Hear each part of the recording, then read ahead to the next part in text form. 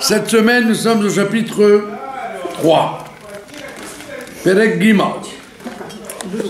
Alors, comme c'est un chapitre très long, évidemment, on ne peut pas tout faire. On va commencer par la Mishnah Dalet. D'accord? Si vous avez un livre devant vous, ça serait mieux. Il paraît que quand on a un livre devant soi, on n'est plus racham. On n'est plus racham. On est plus sage. Mishnah Dalet, elle dit Rabbi Hanina ben Chachinai, Omer, Ane Or Balayla, celui qui reste éveillé dans la nuit. Ve'am me'aler baderech, et celui qui marche tout seul. Yechidi. Ve'am mefane libo levatala, et celui qui dirige son cœur, les vatala, à penser à des bêtises, eh bien on dit qu'il est arrêté mitraïev benafsho, il met sa vie en danger. Si quelqu'un a trouvé le jeudi, Perek Shlishi. Dans le Sidour, c'est après la tfila de Mincha. Page 263, Bravo. Alors, il faut poser une question, évidemment. Les acteurs de Pirkei Avot, ce sont les Tanaïm. Les Tanaïm, ça a commencé avec Shimon HaTzadik. Dès qu'ils sont arrivés en Eretz Israël au deuxième temple, dès qu'ils sont arrivés en Israël avec le deuxième temple, avec Ezra et Nehemia et Zerubbabel et Mordechai, dès qu'ils sont arrivés, ils ont construit le deuxième temple. Et donc le premier dans le deuxième temple, c'était effectivement Ezra. Ezra Sofer, c'était lui le Kohen Gadol du deuxième temple. Il a construit le temple, en même temps il était Kohen Gadol dedans. Et après il y a eu celui qui l'a remplacé, il s'appelait Shimon HaTzadik. Celui qui a rencontré Alexandre le Grand. Il s'appelait Shimon HaTzadik. Et avec lui commence la période des Tanaïm. Au lieu de chercher dans la table des matières, regardez Mincha de Shabbat, c'est dans l'ordre classique. On se lève le matin, il y a les brachot, après la tfila du matin, après le birkat Amazon parce qu'on mange, après Mincha parce qu'on fait Mincha, après Arvit parce qu'on fait Arvit, après Kabbalah Shabbat parce que Kabbalah Shabbat, c'est dans l'ordre de la vie, quoi, ouais. Page 217. Voilà, donc Perek Shlishi. Et donc cette période des Tanaïm, elle va depuis Shimon HaTzadik jusqu'au 4e siècle après la destruction du temple. C'est très long. Alors les Pirkei Avot, c'est toute la hiérarchie historique des Tanaïm, depuis Shimon HaTzadik jusqu'à Rabbi Yehuda Hanassi, qui a terminé la Mishnah. Maintenant, dans les Pirkei Avot, il y a évidemment des personnages en plein milieu. Donc, c'est pas parce qu'on a parlé de Rabbi Yehuda Hanassi la semaine dernière, par exemple. Vous vous rappelez? Perek Bet. On était au Perek Bet la semaine dernière. Perek Bet, on a dit Rabbi, il dit choisis le chemin qui est l'équilibre pour tout le monde. On a vu ça la semaine dernière. C'était Rabbi Yehuda Hanassi, et pourtant c'est le dernier. Et on voit que les Pirkei Avot, ils reprennent des personnages qui étaient avant lui. Et aujourd'hui, vous voyez qu'il y a Rabbi Hanina, où il y en a qui disent Rabbi Hanania. Rabbi Hanina ben Chachinai. Et lui, il est bien avant Rabbi Yehuda Hanassi, puisque c'est un collègue de Rabbi Shimon ben Yochai. Rabbi Shimon ben Yochai, c'était un élève, un des grands élèves de Rabbi Akiva. Alors, dans le Talmud, il s'appelle Rabbi Shimon ben Yochai. Et dans le Zohar, il s'appelle Rabbi Shimon bar Yochai. Il n'a pas le même nom quand il a écrit le Zohar que quand il est dans la Mishnah. D'accord? C'est hébreu, là, c'est araméen ou pas du tout? Oui. C'est araméen. Bar, c'est araméen, mais ça veut dire aussi, en hébreu, bar, ça veut dire pur. Donc on l'appelle Bar Yochai parce qu'il était arrivé à la prina de la pureté, que pas tout le monde ne peut acquérir. Quel siècle? Quel siècle? C'est la destruction du temple, c'est Rabbi Yochanan ben Zakkai. 70? Quand le temple est détruit, Rabbi Yochanan ben Zakkai, il s'en va. Ah oui, il voit les ruines. Il s'en va du temple, puisque Vespasien va laisser Titus le détruire. Et lui, Vespasien, il va devenir empereur.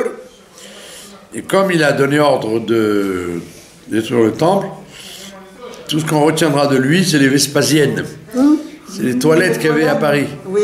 Ça veut dire que quand tu es une crapule, tout ce qu'on retient de toi, c'est que tu as les toilettes, quoi. C'est amusant. Alors que Tibère, qui était gentil, il a fondé la ville de Tibériade.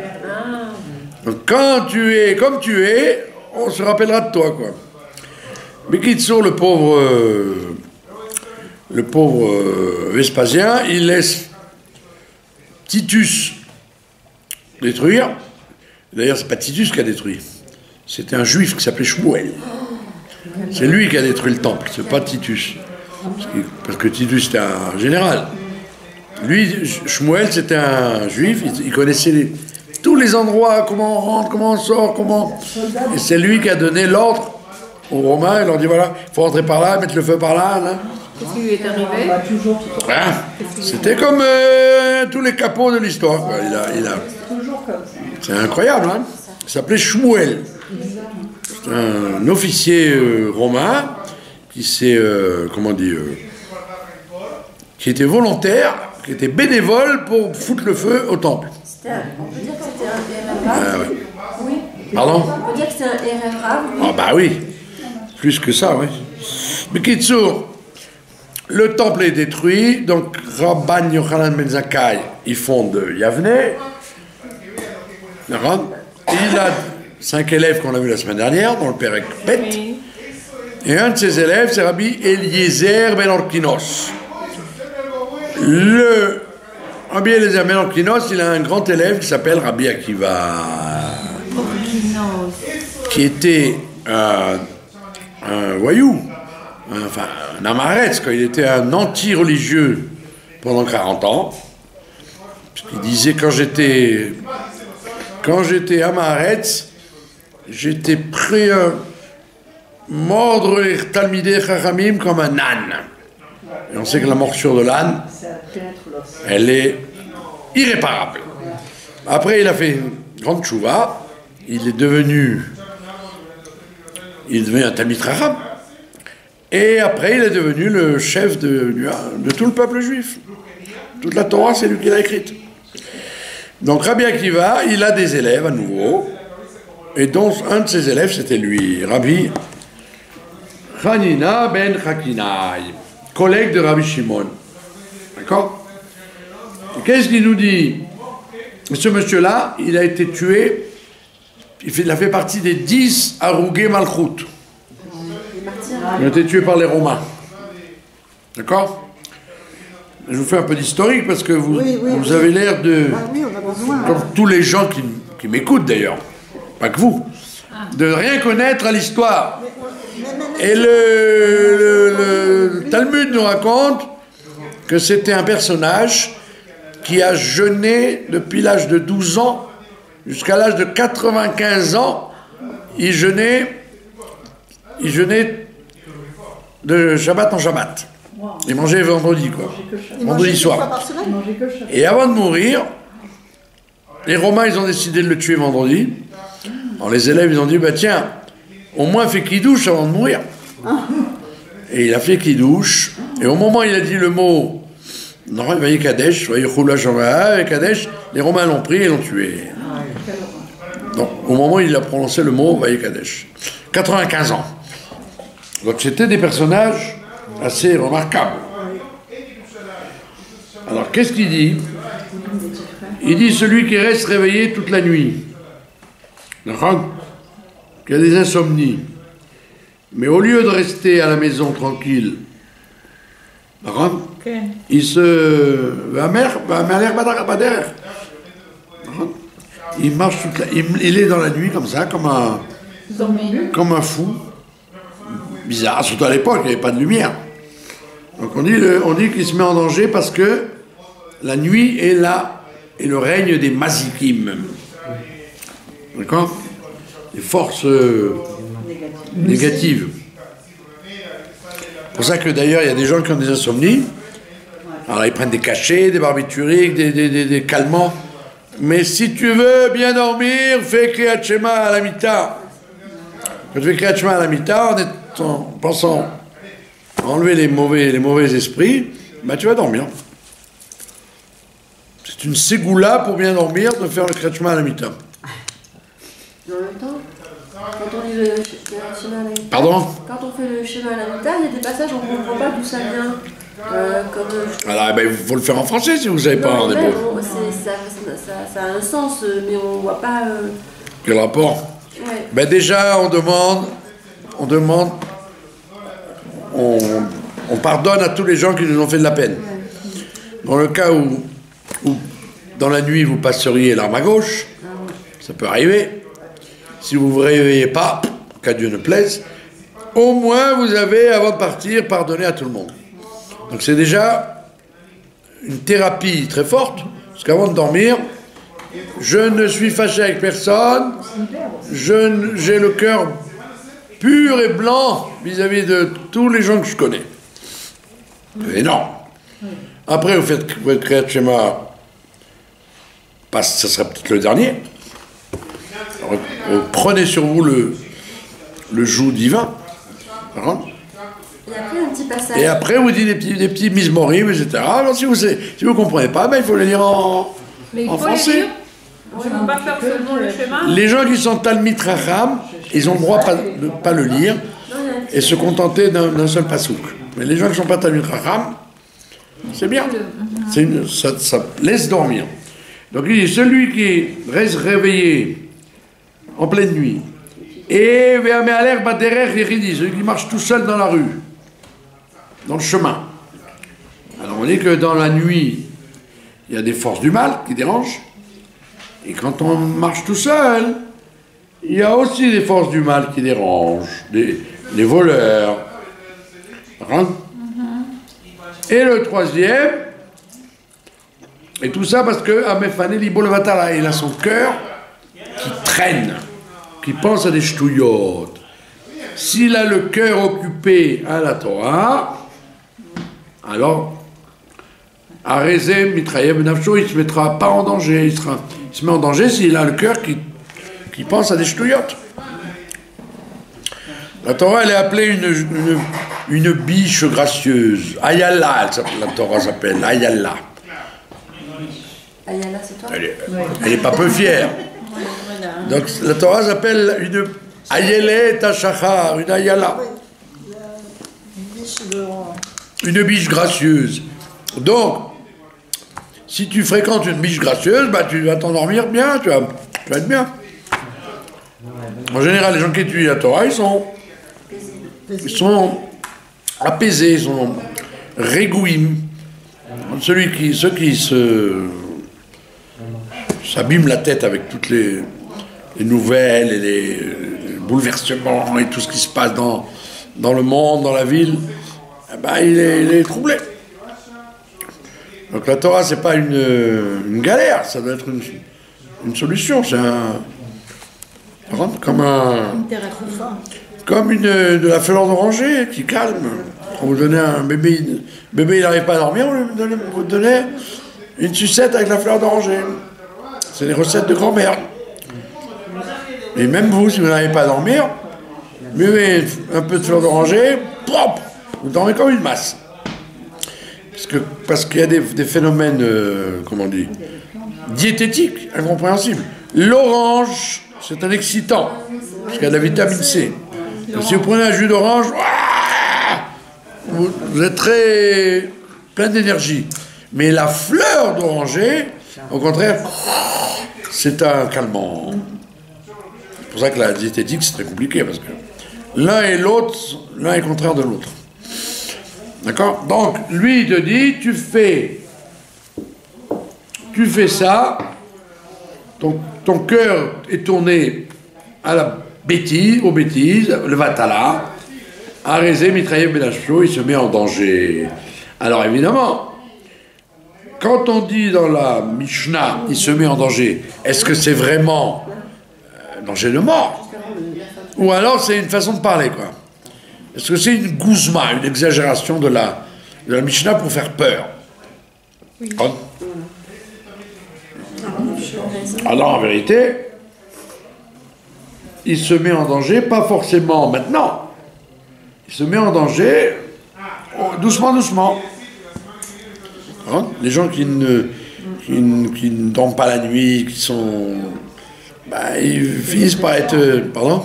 C'est la dépression. Hein. Et voilà, ils finissent par être déprimés. Le manque de sommeil, ça rend... Exactement. D'accord? Alors, qu'est-ce qui était intéressant là-dedans? C'est la suite. Rabbi Nechounia ben Akana Omer. Ça, c'est un truc que tous les gens doivent apprendre par cœur. Parce que dès qu'ils l'apprendront par cœur, ils vont changer leur vie. Rabbi Nechounia ben Akana Omer, lui aussi c'était un Tana de la même époque. Il était un élève de Rabbi Yochanan ben Zakkai. C'était un collègue de Rabbi Eliezer, ben Orkinous. D'accord? Donc juste après la destruction du temple. Premier siècle de l'ère vulgaire, comme on dit. Donc Rabbi Nechounia ben Akana Omer, Kol hamekabel alavol Torah, toute personne qui prend sur elle le Al Torah, le joug de la Torah, pas la Torah. Parce que tous les religieux dans le monde, ils prennent la Torah, ils prennent la Torah, mais ils prennent pas forcément le joug. Ça veut dire quoi? C'est quoi le joug? Le joug de la Torah, ça veut dire je fais pas ce que je veux quand j'ai envie. Alors, comme les gens ils font. Si j'ai pas envie, il pleut, je viens pas. Un texte est un peu trop compliqué, allez hop, je ferme. Si le ministère de la Santé il dit on va pas à la choule, on va pas à la choule. Ça vous choque pas? Il faut aller contre les directives de ne pas aller à la synagogue, de ne pas étudier, de pas... On n'a jamais vu, comme là-bas, ils sont tous contents parce que le corona s'en va. Alors ils disent tous, c'est grâce au vaccin, c'est grâce au vaccin. Pas du tout.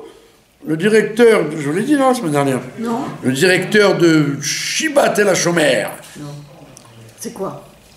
C'est un des plus grands hôpitaux l'hôpital militaire de Tel HaShomer, c'est gigantesque. Il a dit à la radio, comme j'écoute jamais la radio, mais quand je l'écoute, j'attrape des scoops. Le journaliste, il lui dit, c'est grâce au vaccin. Hein. Et puis il dit, non, c'est pas grâce au vaccin. C'est inexplicable, il a dit. Inexplicable. Il a dit, tu aurais pu dire, c'est le vaccin. Voilà. Nous, on est les plus vaccinés du monde, donc on est les plus soignés du monde. Il dit, non, il y a quelque chose qui dépasse. Il dit quelque chose qu'on ne peut pas comprendre. Le gouvernement, c'est ce qu'il dit. Le directeur de l'hôpital. Il n'est pas religieux, hein. Il a dit, nous sommes des chanceux. En tous les cas, il y a un phénomène incompréhensible. Qui par-delà l'efficacité du vaccin, quoi. Donc, Bekitsour, celui qui prend le hall de la Torah, ça ne veut pas dire qu'il prend la Torah. Tout le monde prend la Torah. Moi, je suis d'accord, la Torah, c'est vrai. Moi, j'adore les Sefer Torah, j'adore le... Non, le hall, ça veut dire c'est un joug. Même si ça me dérange, je me force. Je me force à venir au shiur, je me force à comprendre quelque chose, un Rashi que j'ai pas compris. Je vais pas me coucher tant que j'ai pas traduit la tefila ou ce que je sais moi.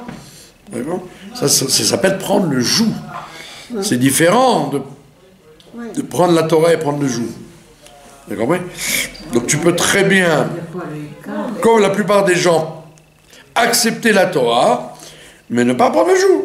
Comme il dit le Barthénora. Barthénora, c'est le commentateur élémentaire de la Mishnah. Il dit que c'est trop dur pour lui. Alors, alors il dit, celui qui prend sur lui le joug de la Torah, on lui enlève le joug de la royauté et le joug de la parnassa. Ça veut dire que le roi, là où il se trouve, là, la royauté dans laquelle il se trouve, va le laisser tranquille. Hein? Soit il va être dispensé d'Arnona, soit il va être... on va le laisser tranquille. Et dans la parnassa, on va lui enlever le joug de la parnassa.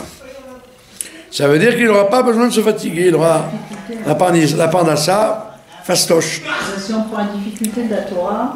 Voilà, le hall, si on prend le hall, et simplement parce que, comme dit Yov, il dit, enfin c'est pas lui qui dit, c'est dans le livre de Yov, parce que Yov, il y a Job et ses copains. Et ils apprennent un klal, ils nous disent Adam, les Amal, Yulat. À cause de la faute d'Adam Arishon, donc c'est pas vu, c'est pas neuf, hein, c'est vieux.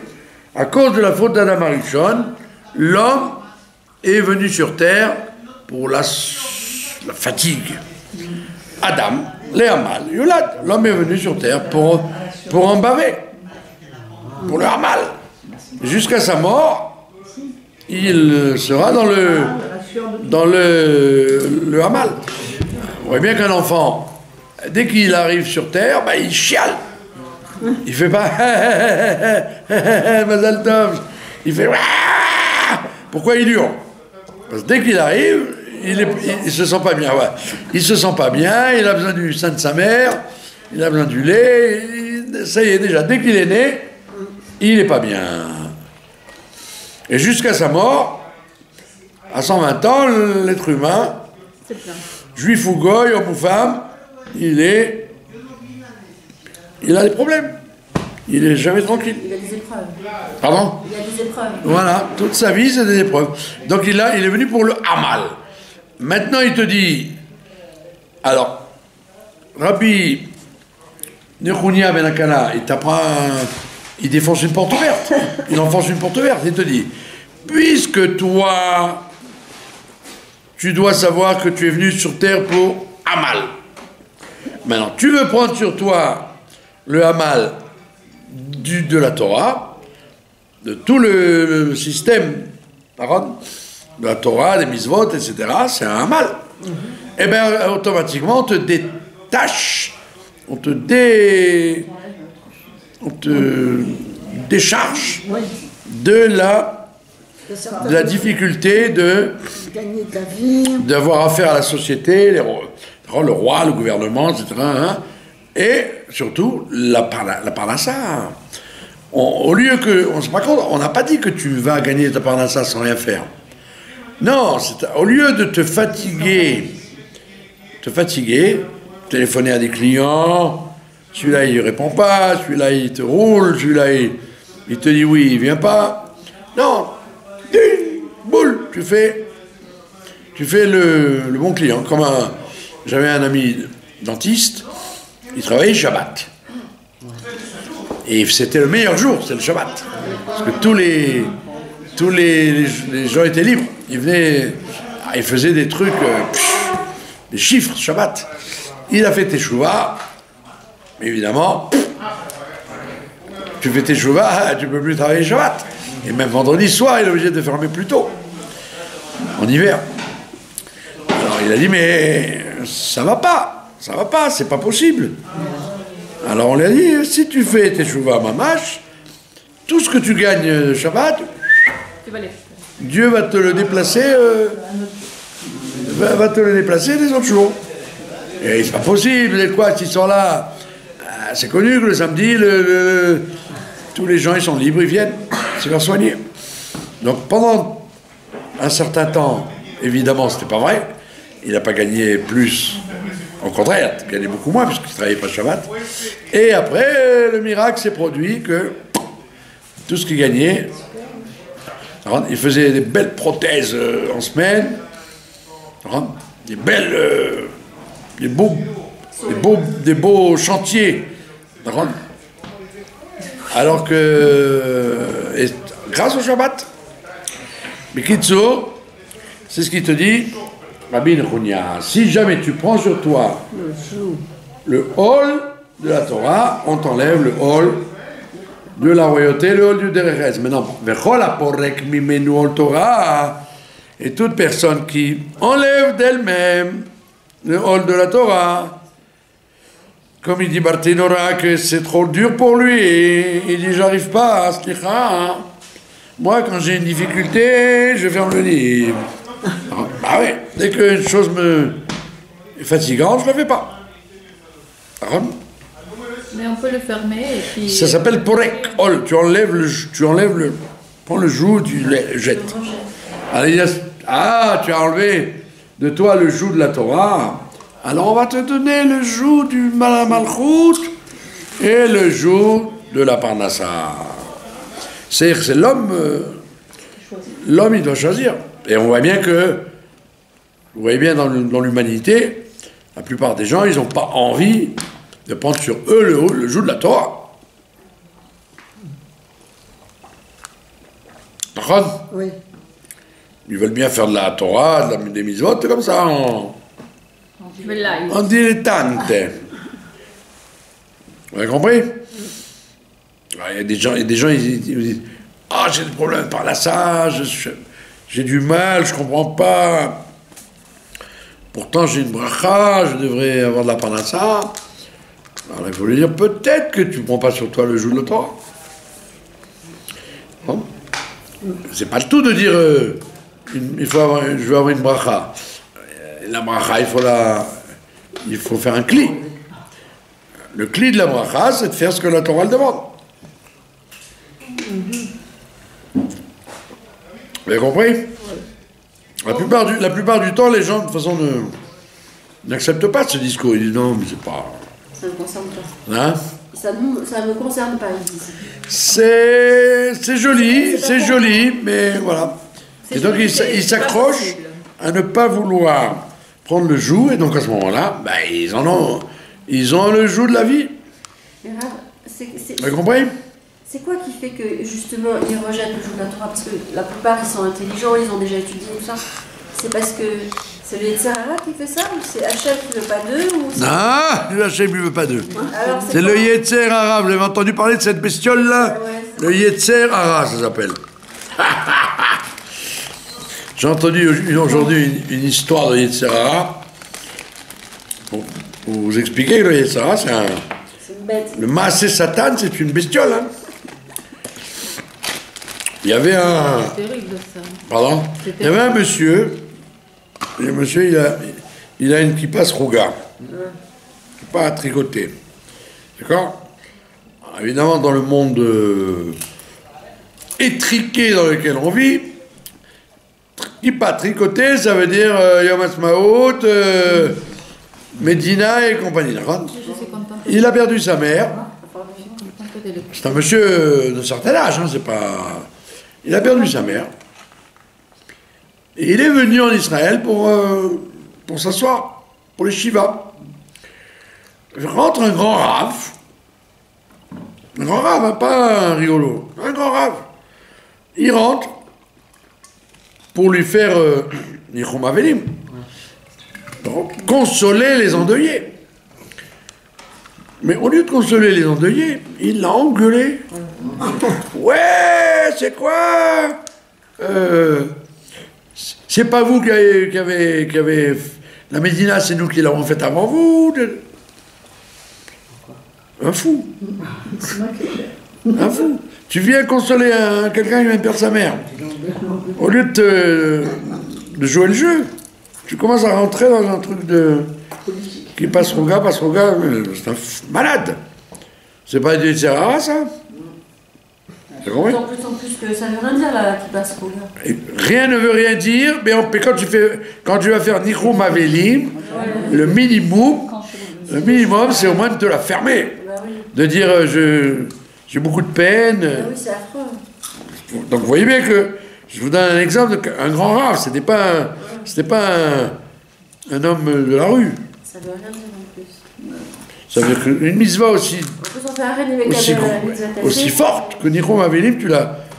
Et le gars, la famille, c'était comme ça. Je dis, mais qu'est-ce qu'on a fait? Tu viens nous faire Nichum Avelim, tu commences à nous parler de Yom Ha'atzmaut et de je sais pas quoi. Donc quand vous me dites pourquoi là, les gens ils veulent pas faire cette Mishnah, parce que ça veut dire parce que ça les dérange. Alors, c'est pas, comment on dit, c'est pas parce qu'on est religieux, comme on dit, qu'on a une barbe et qu'on a un chapeau et qu'on a pris certaines mitzvot, qu'on est forcément Yerei Shamayim. Des fois, les mitzvot, on n'est pas Yerei Shamayim. Et les gens, ils disent tout. Moi, je dis toujours, Pashtout. Quand la Gemara, elle parle du vol, la Gemara, elle parle du vol, de la cacheroute, c'est pas les chilonim de Tel Aviv à qui on parle, c'est aux religieux. Quand on dit tu voleras pas, on parle à qui? Aux religieux. C'est à toi qu'on dit tu voleras pas. L'autre, il est même pas au courant qu'il y a 10 commandements, une Mara, la Mishnah. Donc les gens, ils croient que être religieux, entre guillemets, c'est savoir un tampon de garantie qu'on n'a plus des Zara. Mais vadaï que tu as des Zara. Mais vadaï.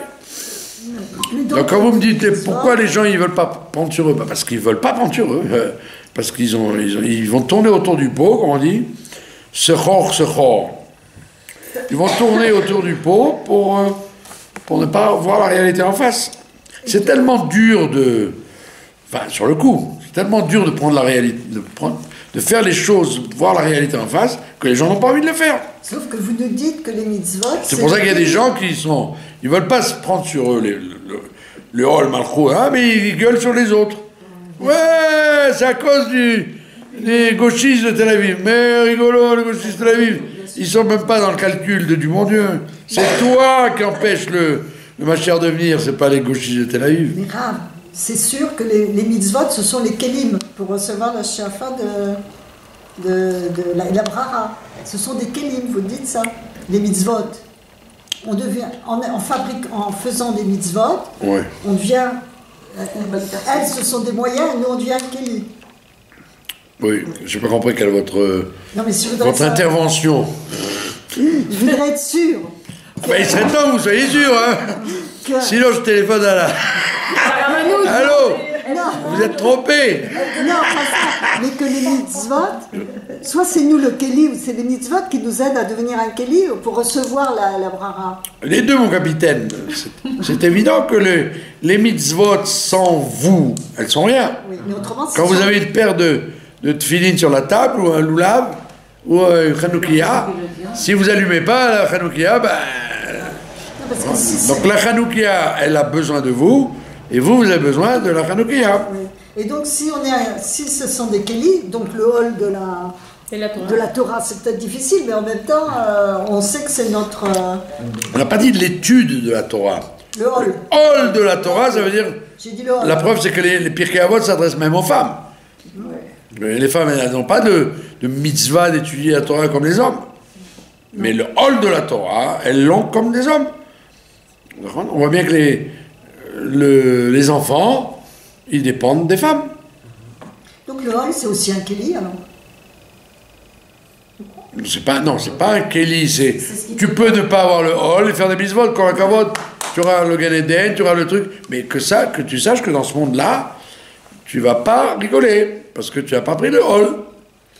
Maintenant, il y a une machloquette entre les commentateurs de la Mishnah, le Rambam et le Rabbeinu Bechai et le Barthénora et les élèves du Harizal, tous ces gens-là, ils ont commenté la...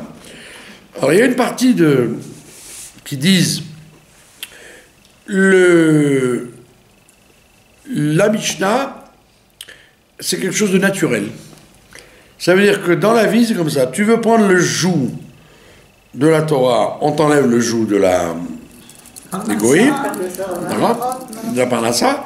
Tu veux pas le prendre, on te le met. Ça, c'est une chita. Il y a une autre chita qui dit non, c'est en vérité une ségoula. C'est quelque chose de mystérieux que personne ne peut comprendre.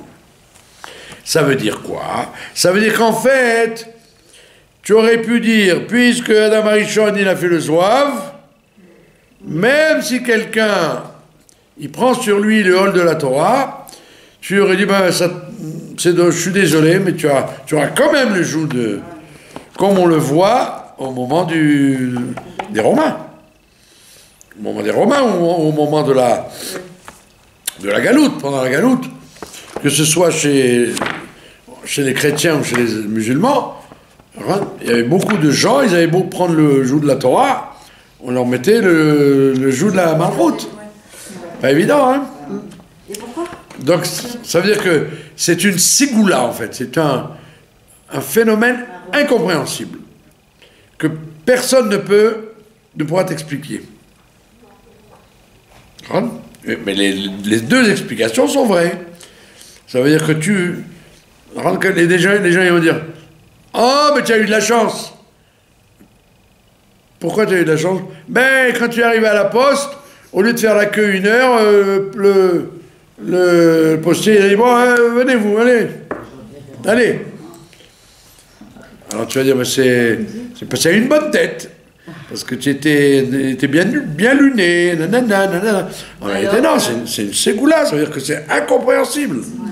Il n'y a pas du tout de logique là-dedans. Et ça veut dire qu'il a fait des bonnes choses. Ça veut dire qu'il a pris sur lui le joug de la Torah, donc on lui enlève le joug De la royauté.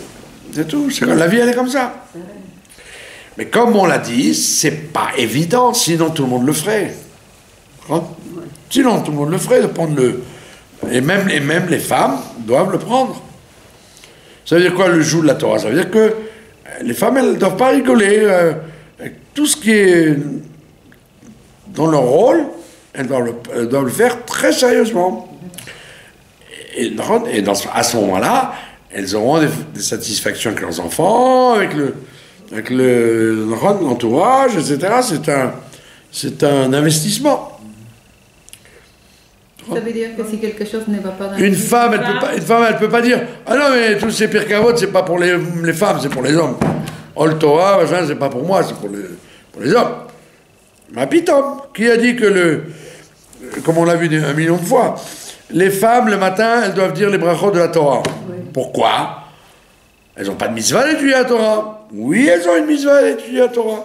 La mitzvah qui les regarde. Tout ce qui regarde la femme. Voilà tout le Torah écrite. Les femmes, elles sont obligées de connaître. Torah écrite.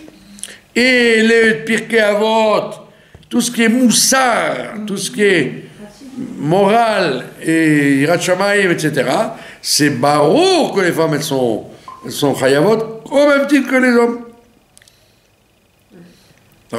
Les femmes, elles ne sont pas obligées de connaître les raisons des halachot, pourquoi je fais ça, pourquoi je fais comme... Elles peuvent se contenter de dire, on fait ça, moutar, assour, bien, mal, ok. Mais le moussar, vadaï que le moussar, les femmes, elles sont obligées de le prendre sur elles. Si une femme, elle n'est pas moussarite, l'autre fois, je me suis énervé avec une dame dans un super, une orthodoxe avec trois kissouilles roches sur la tête, elle n'avait pas un. Quoi? Elle avait 3 kissouilles roches sur la tête, et qu'est-ce qu'elle faisait, la brave dame? Elle se mettait à la caisse, Et ses enfants, ils allaient amener les objets. Laurent? Tout le monde fait ça. Ça s'appelle du gazelle de gazelle du temps. Pourquoi moi je suis obligé moi je fais la queue alors que j'ai fini d'acheter. Elle non, elle se met devant la caisse et ses enfants, mal élevés comme tout. Peut-être qu'elle oublie des choses. Ouais.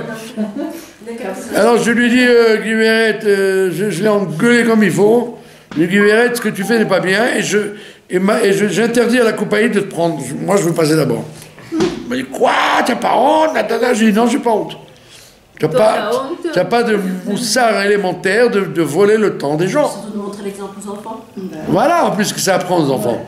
Qu'on a le droit de faire des trikims dans la vie. C'est tout le contraire du Rhinour. Tout à l'heure, elle m'a dit, viens maman, on fait la queue là, la queue là. Je lui ai dit, non. On fait la queue là ou là, exactement. Elle dit, là, je lui ai dit, non, tu viens avec moi.